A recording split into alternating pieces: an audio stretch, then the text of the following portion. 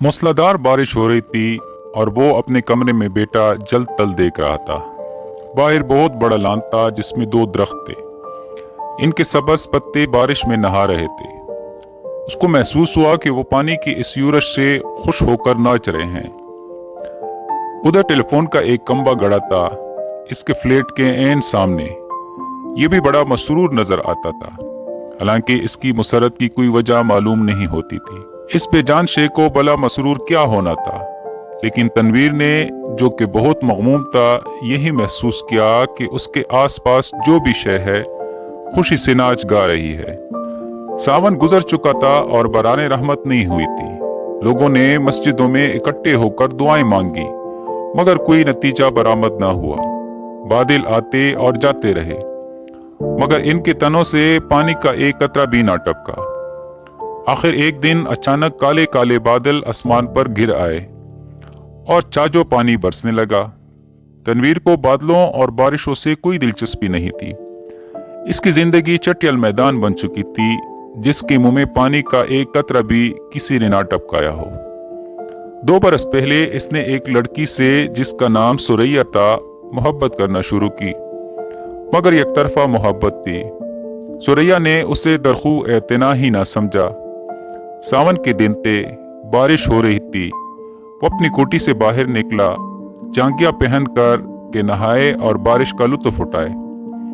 आम बाल्टी में पड़े थे वो अकेला बेटा उन्हें चूस रहा था कि अचानक उसे चीखें और कह सुनाई दिए। इसने देखा कि साथ वाली कोठी के लान में 2 लड़कियां बारिश में नहा रही हैं और खुशी में शोर मचा रही हैं। इसकी कोठी के साथ वाली कोठी के दरमियान सिर्फ झाड़ियों की दीवार हाइल थी।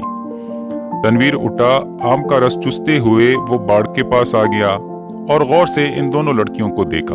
दोनों महीन मलमल के कुर्ते पहने थी जो इनके बदन के साथ चिपके हुए थे। शलवार चुंग की लट्टी की थी, इसलिए तनवीर को इनके बदन के निचले हिस्से की सही खदोखाल का पता न चल सका।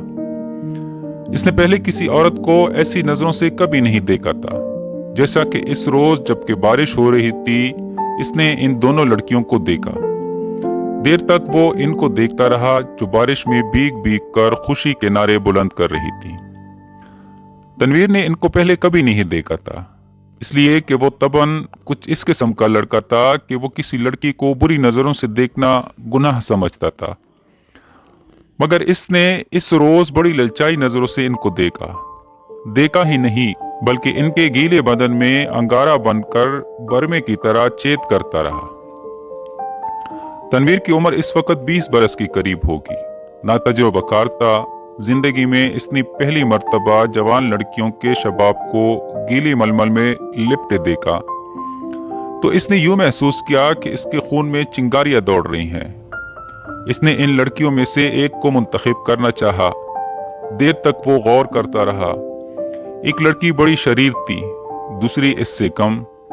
इसने सोचा शरीर अच्छी रहेगी जो इसको शरारतों का सबक दे सके। ये शरीर लड़की खूबसूरत थी। इसके बदन के अज़ा भी बहुत मुनासिब थे। बारिश में नहाती जल परी मालूम होती थी। थोड़ी देर के लिए तनवीर शायर बन गया। इसने कभी इस तौर पर नहीं सोचा था, लेकिन इस लड़की ने, जिसका कुर्ता दूसरे के मुकाबले में बहुत ज्यादा महीन था, इसको ऐसे ऐसे शेर याद करा दिए जिनको अरसा हुआ भूल चुका था। इसके अलावा रेडियो पर सुने हुए फिल्मी गानों की धुनें भी इसके कानों में गूंजने लगी और इसने बाढ़ के पीछे ये महसूस करना शुरू किया कि वो अशोक कुमार है, दिलीप कुमार है। फिर उसने कामनी कौशल और नन्ही ज्योनत का ख्याल आया, मगर इसने जब इस लड़की की तरफ इस औरत से देखा कि इसमें कामनी कौशल और नन्ही ज्योनत के खदोहाल नजर आ जाएं, तो इसने इन दोनों एक्ट्रेसों पर लानत भेजी और वो इनसे कहीं ज्यादा हसीन थी। इसके मलमल के कुर्ते में जो शबाब था, इसका मुकाबला इसने सोचा कोई भी नहीं कर सकता। तनवीर ने आम चूसने बंद कर दिए और इस लड़की से, जिसका नाम परवीन था, इश्क लड़ाना शुरू कर दिया। शुरू में उसे बड़ी मुश्किलात पेश आईं, इसलिए कि इस लड़की तक रसाई तनवीर को आसान नहीं मालूम होती थी।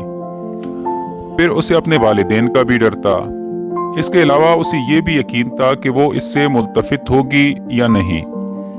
बहुत देर तक वो इन्हीं उलझनों में गिरफ्तार रहा।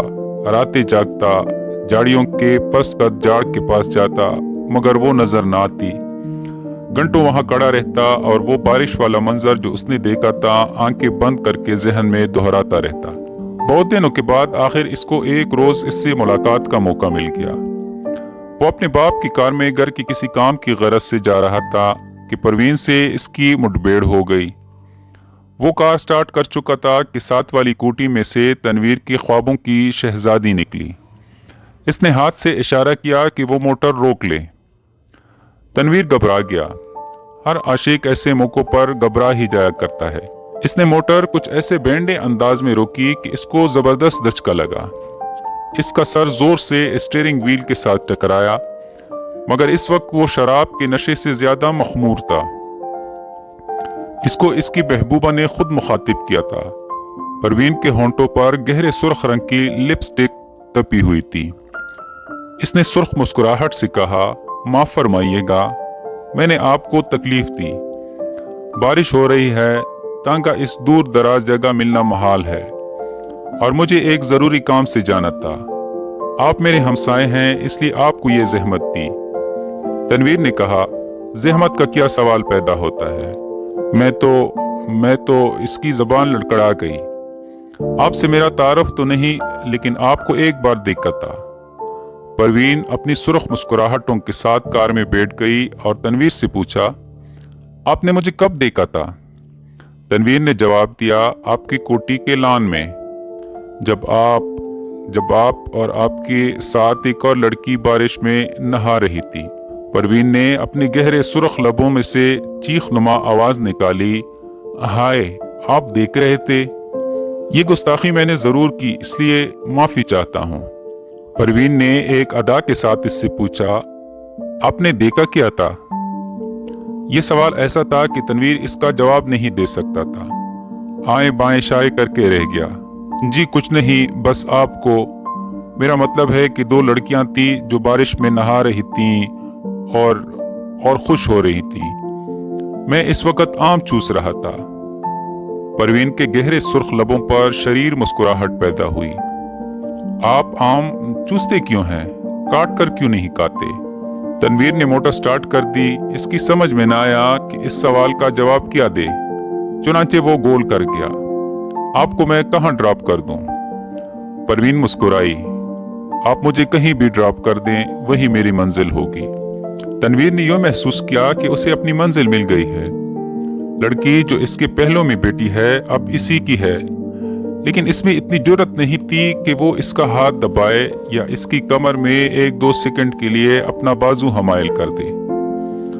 बारिश हो रही थी, मौसम बहुत खुशगवार था।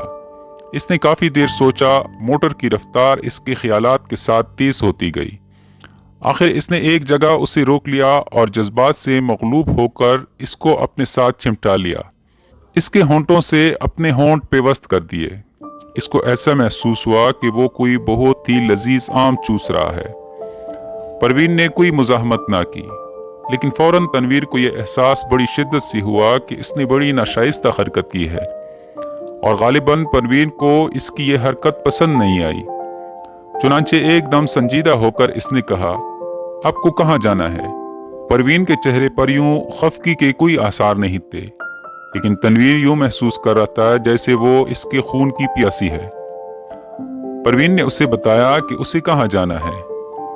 जब वो इस जगह पहुंचा तो उसे मालूम हुआ कि वो रंडियों का चकला है। जब इसने परवीन को मोटर से उतारा तो इसके होंठों पर गहरे लाल रंग की मुस्कुराहट बिखर रही थी। इसने कोल्हे मटकाकर टीट कसबियों के अंदाज में इससे कहा, शाम को मैं यहाँ होती हूँ, आप कभी जरूर तशरीफ लाइए। तनवीर जब भोंचका होकर अपनी मोटर की तरफ बढ़ा तो उसे ऐसा लगा कि वो भी एक कस्बी औरत है जिसे वो हर रोज चलाता है। इसकी लाल बत्ती लिपस्टिक है जो परवीन ने होंठों पर तपी हुई थी। वो वापस अपनी कोठी चलाया। बारिश हो रही थी और तनवीर बेहद मगमूम था। इसको ऐसा महसूस हुआ कि इसकी आंखों के आंसू बारिश के कतरे बनकर टपक रहे हैं।